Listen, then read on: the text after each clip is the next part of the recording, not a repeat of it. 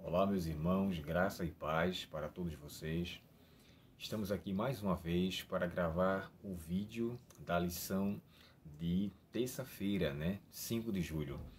E hoje, não se assuste com o título que foi colocado, mas é porque eu vou precisar contar uma experiência que, mexeu muito comigo, muito mesmo. E como eu estou falando para vocês, a gente está deixando para fazer a oração no final. Eu faço uma oração particularmente aqui e no final eu faço uma oração aí pedindo a bênção de Deus para todos nós, né? Porque eu quero ver se eu consigo ganhar mais um pouco de tempo no vídeo e tentando não fazê-lo tão extensivo. Porém, eu quero que você fique comigo até o fim, a fim de que eu possa depois explicar essa situação, como foi que aconteceu, tá bom? Olha, o título da lição é Crisós do Pecado, a lição de terça-feira. E esse pecado, esse crisol, ele envolve toda a humanidade. É bom deixar claro, eu quero deixar muito claro aqui, que embora quando Paulo fala isso aos Romanos, no verso 18, e o texto que ele está usando, quando ele fala assim, a ira de Deus se revela do céu contra toda impiedade e injustiça nos seres humanos. Então, a ira de Deus é para com o pecado, e o pecado envolve toda a raça humana, independente de sermos cristãos, católicos, ateus, enfim, porque todos somos pecadores, tanto pessoas cristãs quanto não. Então, assim, a ira de Deus se revela em toda a raça humana, em todos os seres humanos. Então, aqui não deve ser levado em consideração, como alguns chegam a atribuir, só aos cristãos de Roma, como Paulo estivesse dizendo. Ele estava falando os cristãos de Roma, mas também dando uma generalização em todos os gentios. Então, a ira de Deus ela se manifesta para com todos aqueles que estão conscientes dos seus pecados e ainda continuam vivendo nele de forma desregrada. Olha só, tem um texto no livro de Eclesiastes, no capítulo 8 e o verso 11, que diz assim: visto que não se sucede um juízo por causa da sua má obra, por isso que o coração dos homens estão inteiramente voltados em fazer o mal. Eu quero deixar isso aqui bem claro, porque as pessoas, quando não veem uma punição de imediata em suas vidas, acostumam-se a viver uma vida de pecado. Acostumam-se a viver uma vida de forma totalmente contrária, porque a consequência não vem. As pessoas que costumam roubar, roubam porque ainda não foram pegas, não foram presas. As pessoas que costumam adulterar, até com que a sua esposa ou seu esposo tome conhecimento, aí em alguns casos continuam traindo, porque não tem uma punição de imediata. O que me chama a atenção em relação a isso é que hoje, para quem costuma tomar bebida alcoólica, se a ressaca viesse antes da bebida, eu tenho certeza que eles não beberiam. Se a pessoa tivesse uma doença no pulmão mais séria antes do fumo, elas não fumariam. Então, assim, as pessoas, pelo fato de não terem consequências de imediatas após os seus atos, elas não param, não botam freio. Por isso que o texto fala assim, ó, a impiedade e a injustiça dos seres humanos, por meio de sua injustiça, suprimem a verdade. Ou seja, suprimir é deter a verdade, deixar com que ela fique presa pela injustiça. Agora, deixa eu falar uma coisa aqui para vocês. Quando eu falei aqui que esse texto de Paulo envolve a humanidade e não só um grupo de cristãos de Roma, uma certa vez eu estava com um cliente e eu estava atendendo, tirando os cartões. Na época eu vendia cartão telefônico, coisa que nem existe mais hoje. E esses cartões, quando eu estava fazendo entrega para ele, atrás de mim passou alguém. E eu não vi quem era. Quando eu fui olhar, era uma moça que passava. Aí o rapaz, que era meu cliente, tocou no meu ombro e falou assim: ei, irmão, pode não, viu? E eu olhei para ele e perguntei assim, não entendi. Aí ele disse: não, eu vi você olhando para a moça que estava por trás de você. Aí eu disse: irmão, eu não estava olhando para a moça. Eu só fiquei querendo saber quem passou por mim, porque eu estava contando dinheiro ali. E o lugar onde eu estava não era um lugar muito, era um lugar arriscado. E eu olhei por essa causa. Eu disse: mas você pode olhar? Eu perguntei para ele. Ele disse: ah, por mim não tem problema nenhum não. Aí eu disse: quem é aquela que está ali na cozinha?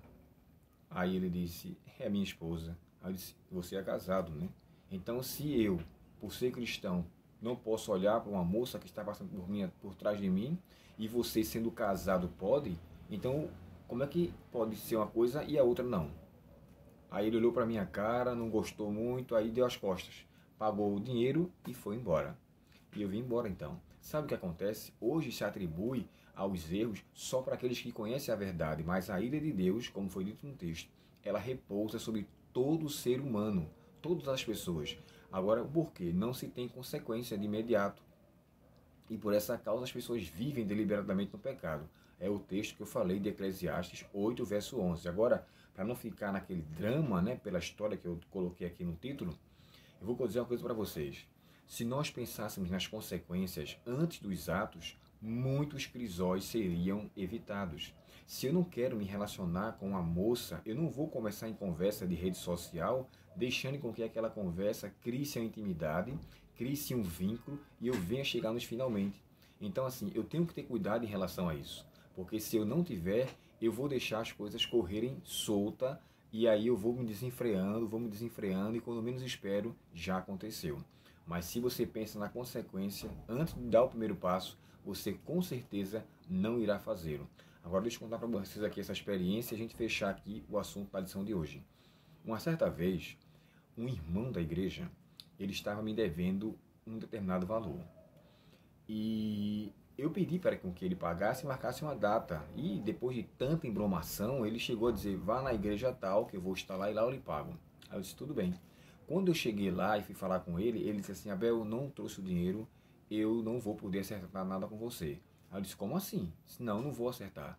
Eu já tinha me chateado muito em relação a isso, então eu chamei o pastor que estava presente na hora. Pastor, por favor, venha cá.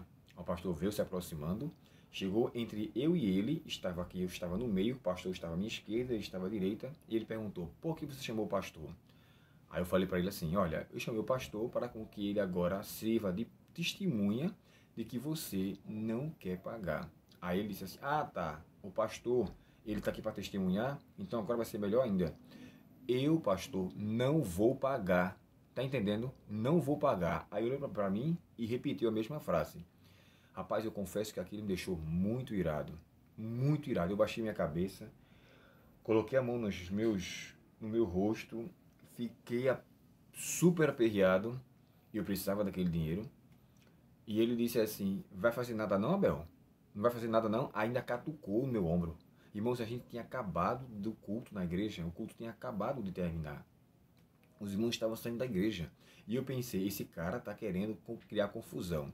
Aí então veio o que eu mencionei aqui no título do sermão. A vontade que deu ali foi de dar um soco nele, a fim de que ele caísse, e ao cair, bater nele até ele parar de se mexer. Eu estava muito irado pelo deboche, pela zombaria, pela falta de respeito e, acima de tudo, pelo sarcasmo. E ele queria, na verdade, que eu partisse para a agressão física para com que eu perdesse minha razão. E quando eu parei naquele momento e refleti, aí veio agora o que a lição me faz pensar, na consequência de que aquilo iria trazer. E se eu fosse bater nele, com certeza daqui da igreja eu iria para a delegacia. Eu confesso a vocês, irmãos, na hora passou um filme na minha mente, um vídeo. Eu estava com um problema em relação à guarda do meu filho, e se eu quisesse causar aquela situação, com certeza eu perderia a guarda dele. Nesse momento eu parei e pensei, Senhor, se eu for bater nele, se eu fizer o que eu estou com vontade, porque eu estou muito chateado, estou irado, na verdade, com esse deboche todo. Eu vou fazer o que a minha vontade está para fazer, mas no final.